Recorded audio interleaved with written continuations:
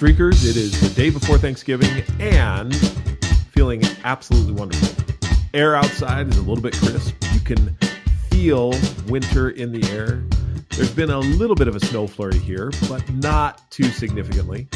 And I'm excited because everyone is home for Thanksgiving. It won't be that way for Christmas. It'll be a little bit smaller for Christmas, but for Thanksgiving, we've got them all 7 children home with their spouses, one grandchild, two other on the way, and we are absolutely excited. It's going to be so much fun to have them all here. Today on the Streakin Show, I came across an article. Okay, well, let me start it in this way. I get a newsletter every single morning called Inspirational Quotes, and it is great. One of my streaks is to search for at least one inspirational person, place, or thing. Covered that a little bit yesterday when I was talking about how you help your feelings, how you guide your feelings when you can't really control what feelings are coming upon you, how you guide your feelings. Today, I got in my inbox this article which says, quote, "Be water. 9 quotes to explain the philosophy of Bruce Lee." Now, if you're not familiar with Bruce Lee, he's a martial arts expert that was in film and I think a little bit of television. He died when he was 32 years old, so he wasn't even that old. But I'll tell you what, this article was something that inspired me, and I want to share it with you. I'm going to read to you the article. This is by the author of this article is Tony Dunnell. He's an English writer of nonfiction and fiction, living on the edge of the Amazon jungle is where he is. So here's the article. Bruce Lee accomplished an incredible amount in his short life. He died at just 32 years old in 1973. But in that all too brief time, he had become a star of both cinema and martial arts, bridging the gap between Eastern and Western culture. He defied stereotypes and forever changed the nature of martial arts films. Lee became an icon of the 20th century and an instantly recognizable figure who, like Muhammad Ali, could inspire people with both his physical and verbal skills.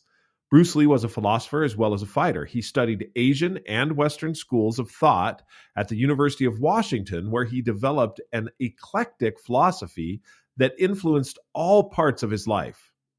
This was reflected in Lee's hybrid philosophy of martial arts, which he called Jeet Kune Do, or way of intercepting fist. Its basic guiding principles of simplicity, directness, and freedom were core tenets in Lee's overarching belief system, and he refused to place the same limits on Jeet Kune Do as found in other styles. In doing so, he helped pave the way for modern mixed martial arts. Whether talking about life or love or martial arts, Lee's philosophy was all-encompassing and easily transferable from one aspect of life to another. In just 32 years, he left us with a wealth of philosophical quotes that can serve as an inspiration to anyone. Now I'm going to share with you each quote and then what the blurb is underneath it as far as where the quote came from or what the author of this article talks about as far as the quote. So here's the first quote. Reaching your potential.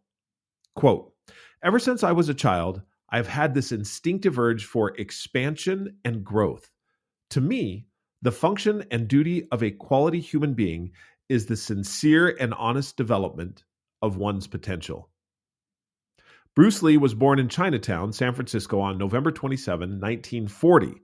3 months later, he and his parents returned to Hong Kong. His father was a famous Cantonese opera star, and at just 9 years old, Lee landed a starring role in a Hong Kong drama movie called The Kid. After that, Lee wasted no time developing his potential, appearing in 20 films by the time he was 18. He still managed to get into trouble, including a handful of street fights, so his parents decided he needed to learn how to fight.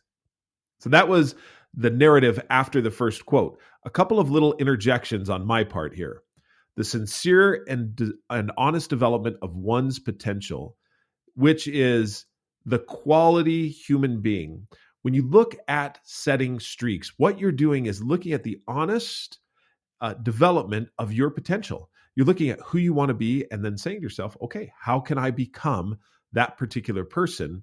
And what do I need to do on a consistent, consecutive basis in order to be that person? As you listen to Lee, again, his martial arts fighting, if you haven't seen any of his very old films, take a look. He is absolutely amazing at what he does. That is the intentional, deliberate action that he took. So if you look at his philosophy of being a human being with this honest development of your potential, then you're looking at someone who really did want to do what he needed to do on a daily basis in order to become that person. Next quote, learning from mistakes and misfortune. Do not pray for an easy life. Pray for the strength to endure a difficult one. In one of his most famous quotes, Lee is not deriding an easy life, but promoting the development of tools needed during challenging circumstances. For Lee, mistakes and misfortune were great teachers, and the fear of failure was crippling.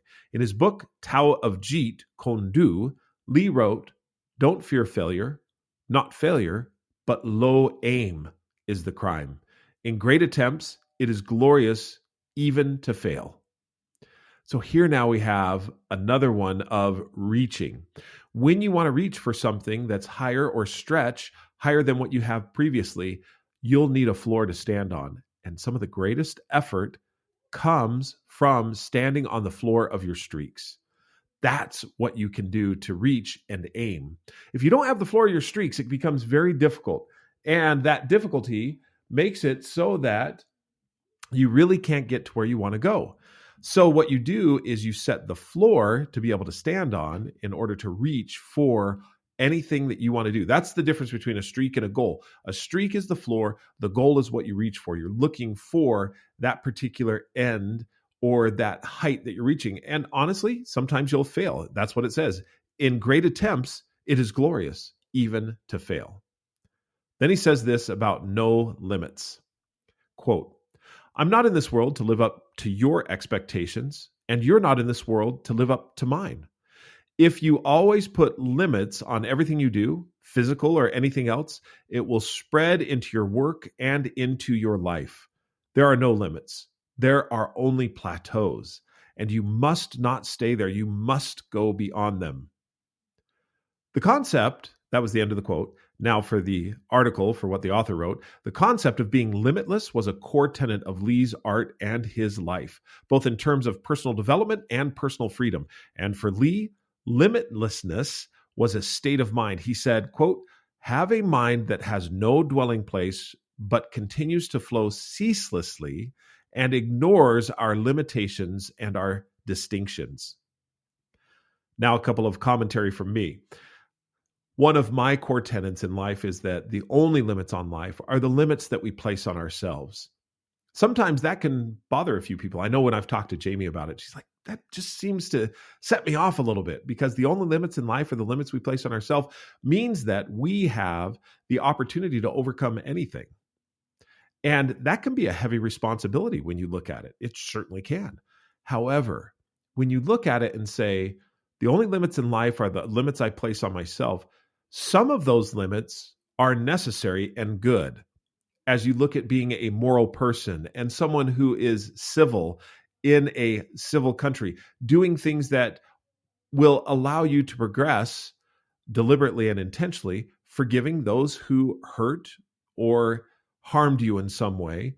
All of those things are really being able to limit your emotional reaction, but don't limit. So the only limits in life are the limits you place on yourself. You don't have to limit yourself in regards to love and appreciation and gratitude, but also, and I think that what you're thinking about is what I'm thinking about, the limits of what you can accomplish. There is so much in this life that you can accomplish, and you don't have to limit yourself. In fact, again, back to the streak, as you set up streaks, the effort of every day gives you the floor that you're able to then reach for high heights.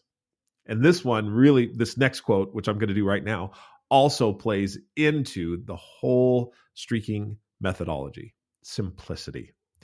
Simplicity is the shortest distance between 2 points. When you think about simplicity, the first law of streaking is to make it laughably simple. And why? Because you are doing something every single day. And there's some days where you're going to put an extra amount of effort and energy into it, and other days where you just don't have it, and therefore will do the floor of your streak. Quoting from the article, in Tao of Jeet Kune Do, Lee emphasizes the importance of simplicity in his martial arts philosophy. His concept of simplicity wasn't limited to physical actions like the famous one-inch punch, but was applicable in daily life. Can I just read that one more time? Was applicable in daily life. To achieve simplicity, Lee advised stripping things down, writing, quote, simplicity is hacking away the unessential. It is not daily increase, but daily decrease.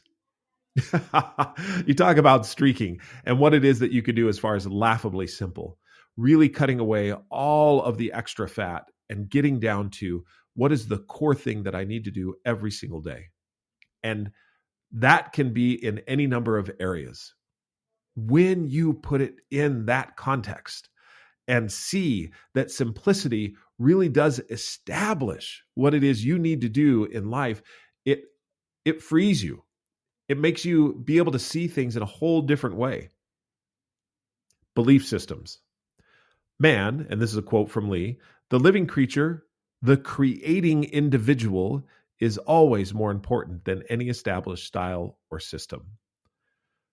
When you look at us as living beings, human beings, whatever we can do to promote peace, happiness, joy, and whatever we can do to encourage others to achieve their potential, to go for it, to reach for it, to set up the streaks to do it, absolutely critical and important. Lee was influenced by Taoism, Jiddu Krishnamurti, and Buddhism. He often spoke of faith, but in connection to his own personal spirituality rather than an established religion. In keeping with his philosophy, he steered away from any belief system or style that was rigid in its nature and therefore didn't adhere to any particular religion. Kind of interesting, huh? Okay, just a couple of more here, and then we'll finish this up. A couple more, and I'm going to skip through a couple that are in here and go to the last two that I want to give you. First one, be yourself. Quote, always be yourself. Express yourself. Have faith in yourself. Do not go out and look for a successful personality and duplicate it. Because you are a unique individual and we need your uniqueness in the world. Your uniqueness gives a diversity and a flavor. It's like seasonings on food. Every single person has something that they can offer that's diverse and different and new. And therefore, be yourself. Have faith in yourself. You are going to find the way that you need to be and do it. Lee often talked about, quoting from the article, the power of self-expression. But at the same time, he acknowledged that being true to yourself, expressing yourself honestly, was not always easy. As he said in his famous interview with Pierre Berton, to express oneself honestly, not lying to oneself, now that, my friend, is very hard to do. As you look at vulnerability and storytelling, Brene Brown often talks about this, vulnerability, being able to tell your story, being that person that is genuinely you, that is difficult. And why? Why is it difficult? What is it that makes it difficult? I think that there is this vain attempt for each one of us to want to control other people's thoughts, what they think of us, what they see of us. When in actuality, we have no control over any of their thoughts or feelings. Whatever they're going to feel, see, or experience is really up to them. Therefore, being ourselves, our honest, true selves, is what we all need to strive to be. Again, that adds into, like I was talking about just a minute ago, diversity and that flavor that comes from so many diverse people. Finally, this one, and this of all his quotes is probably my favorite, and we'll end with this one. Be water. Empty your mind. Be formless, shapeless, like water. You put water into a cup, it becomes the cup. You put water into a bottle, it becomes the bottle. You put it into a teapot, it becomes the teapot. Now, water can flow or it can crash. Be water, my friend. Bruce Lee repeated his most famous philosophical quote at least twice on camera, once in an episode of Longstreet and once during the Pierre Berton interview, his only English-speaking television interview, which was thought lost until it was rediscovered in 1994. By emptying your mind, Lee believed you could attain a heightened awareness, a neutral state free of judgment, ready to react to anything. And I would add this, not only to react, but to act, to be responsive, to be able to see what's happening around you in any situation and be successful in being able to respond to it. When I read through all of these different quotes by Bruce Lee, not an individual that I followed, nor have I looked at many of his martial arts films. My son, Bowen, is in martial arts, and it is fun to watch him as he develops. He has 2 black belts, one in Taekwondo and one in karate. And it's wonderful to watch him as he moves in the different forms and the way that he controls his mind and thoughts. In this one, as far as being water, I also think of those individuals that have a streak of meditating at least one time every day, meditating on 5 breaths, taking 10 breaths, whatever it is, to meditate every day, clearing your mind. For me, it's prayer. It's sincerely praying and seeking for that divine guidance that will help me go in the direction I need to go. For you, it may be meditation, maybe prayer, maybe something else. But take the opportunity to really center yourself and become a person who you want to be. If you want to learn more about streaking, you can do so by buying the book at Amazon, Barnes & Noble, or anywhere books are sold. Also, download the Audible. You can download the Streaking app at Google Play or the Apple App Store. Give it a rating. Let us know what you think. And you can learn all about streaking through the Streaking app or the book. Try both. You'll have excellent success. Give us a rating on each one. Subscribe to the podcast. And until we talk again, keep streaking.